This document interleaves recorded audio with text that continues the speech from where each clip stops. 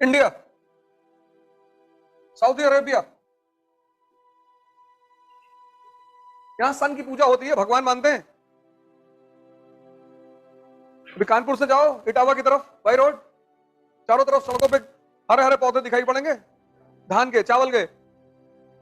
अब वो हरे पौधे पीले हो रहे हैं, किसकी वजह से? सन की वजह से हो रहा है ना। फोटोसिंथेसिस पढ़ा ना साइंस में। तो ये जो फसल पैदा हो रही है, ये किसकी वजह से हो रही है? सूरज की वजह से। ये जो खाना खा रहे हो, ये किसकी वजह से खा रहे हो? सूरज की वजह से। तो थैंक यू नहीं बोलोगे? यहां डेजर्ट है, सूर्य का जिंदगी में कोई रोल ही नहीं है। तो ऐसे सड़क पे चलते हुए सबको भाई साहब थैंक यू, मुझे कहा है भैया, यहां क्यों बोलोगे? यहां क्यों बोलोगे थैंक यू?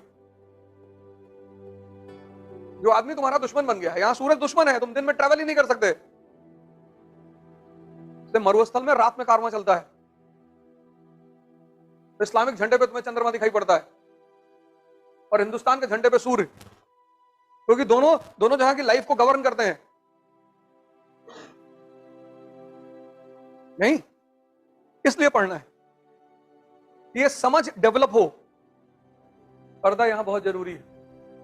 एक तो यहां खूबसूरती भी बहुत ज्यादा है, इजिप्ट, अरब, तो यहां पर्दा बहुत जरूरी है दो वजह से, एक ब्यूटी की वजह से, एक वॉर की वजह से, एक ब्यूटी और एक geography. In the month of May and June everyone on the road of Kanpur covers the face, beauty की वजह से नहीं, ज्योग्राफी की वजह से। लू चल रही है, धूप है, चेहरा बचाना है जो स्कूटी चला रही है। तो यहां पर्दा जो है वो दो रीजन से, एक तो ज्योग्राफी की वजह से और एक कॉन्टिन्यूअस वॉर की वजह से। Woman in pre modern times was considered as property and prestige. इसलिए जब लड़का लड़के से शादी करता है तो उसको बड़ा बुरे नजर से देखा जाता है। वुमन मीन्स पावर, भगवान सबके साथ नहीं रह सकता और भिखमंगों के साथ तो बिल्कुल नहीं रह सकता। तो woman is representative of God on earth. Dilbagh गुटखा वाली गैंग के साथ ना रहेगी।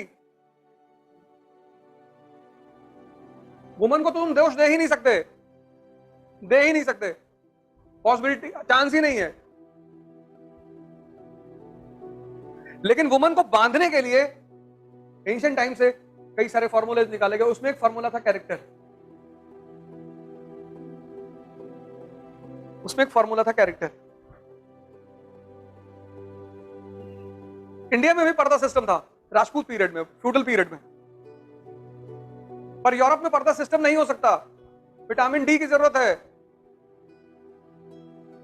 अभी तो जब फ्रांस में मुसलमानों ने मुकदमा दायर किया कि हिजाब is the part of our religion, बोले प्रूव करो, मुकदमा हार गए, क्योंकि dress and food are the part of culture not religion. Kashmir का मुसलमान और तमिलनाडु के मुसलमान के कपड़े के ड्रेस में फर्क होगा, गुजरात का हिंदू और असम का हिंदू दोनों के कपड़े में ड्रेस फर्क होगा।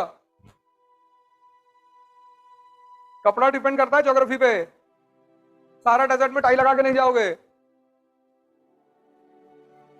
और सऊदीया का आदमी पालक नहीं खा सकता क्योंकि पालक होता ही नहीं। तो ये जो कॉन्सेप्ट है कि कपड़ा और फूड ये रिलीजन से जुड़ा हुआ है, बिल्कुल नहीं। फूड और कपड़ा ये दो चीज जुड़े हुए हैं ज्योग्राफी से। लेकिन ये बात तुम बाहर जाके मत कहना। तुमको जो चीज समझ में आ जाए तुम मजा लो, बाहर जाके नेता मत बनो फालतू में। आई हैव अंडरस्टूड टुडे, अब मैं बुर्का नहीं पहनूंगी, अब तो और पहनो, जब समझ गई तो और पहनो। फालतू में तंग पंगा क्यों लेना, अननेसेसरी। समाज का विरोध मत करो, वो ज्यादा नंबर में है, जाहिल है ना। समाज के ऊपर आओ, ताकत पैदा करो, फिर वो तुम्हारी पूजा शुरू कर देगा। कह रहे भैया तुम एसएसपी कानपुर बनकर आ गई, फिर कोई बोलेगा कुछ? समाज से मत उलझो, समाज से ऊपर आओ। जैसे ऊपर आओगे वो सजदा कर देगा कि भैया। यहां जितने स्कूल कानपुर में होंगे सबका अपना अपना बैच होगा, तो हिंदू ये जो तिलक लगाता है, ये रिमाइंडर है कि इस आंख को खोलना है। जो चीजें ये आंख नहीं देख पाती, वो ये आंख देखती है। सिगरेट के पैकेट पे लिखा हुआ है cigarette is injurious to health, इसको नहीं पीना है। दुनिया के सारे धर्म दो काम करते हैं, एक आंख बंद करके पूजा करते हैं और एक सजदा करते हैं, सारे।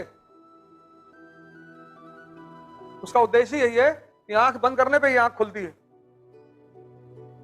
और सजदा करने का मतलब यह है कि प्रभु मदद कर दे। तो रिलीजन में बुराई नहीं है, तुम अपने रिलीजन को रैशनल तरीके से देख ही नहीं पाए। Copernicus, Kepler, Galileo, Newton. Copernicus क्या कहता है? Heavenly bodies have motion. और उसने अपनी रिसर्च को डिस्क्लोज नहीं किया जब तक वो जिंदा था। मर गया तो किया, उसकी डेड बॉडी को निकाल के जलवाया पोप ने। केपलर ने भी जब तक जिंदा था कुछ नहीं कहा। गैलीलियो ने टेलीस्कोप का सहारा लिया लोगों को दिखाने के लिए कि देखो heavenly bodies have motion. 7 PM polar bear is in the north, 2 AM in the south. साबित किया उसने।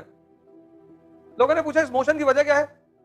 न्यूटन ने जवाब दिया, law of gravitation. This approach of knowing the things based on scientific evidence, not logic, is called as rationalism. Clear? The approach of knowing the things based on scientific evidence, logic नहीं, is called as rationalism. Modern economy based on rationalism. ये जो word modern है ना, तुम देख पढ़ते हो, modern India, modern education, modern science, ये सब किस पे बेस्ड है? रैशनलिज्म पे। कि तुम जो भी जानते हो वो किस पे जानते हो? साइंटिफिक एविडेंसेस पे। This rationalism gave promotion to sense of inquiry. This rationalism gave promotion to sense of inquiry. जानना है और जानना है, सब कुछ जानना है। अब जितने लोग हनुमान जी की पूजा कर रहे हैं वो कमजोर हैं, तो हनुमान जी का पुजारी महावीर हो जाएगा। हनुमान जी राम के साथ रह के भगवान बन गए, तो तुम हनुमान जी के साथ रह के क्यों कमजोर हो? नहीं, तुम्हारी दोस्ती कानपुर के सांसद से है और तुम भीख मांग रहे हो। इज इट पॉसिबल कि सुबह शाम तुम सांसद के घर में बैठते हो? अरे तुमको एक ठेका दे देगा किसी भी डिपार्टमेंट का, तो भी साल में 50 लाख रुपए कमा लोगे। पार्टी पे नहीं चलोगे, स्विफ्ट पे तो चलोगे। तो हनुमान राम के साथ रह के भगवान, और तुम हनुमान के साथ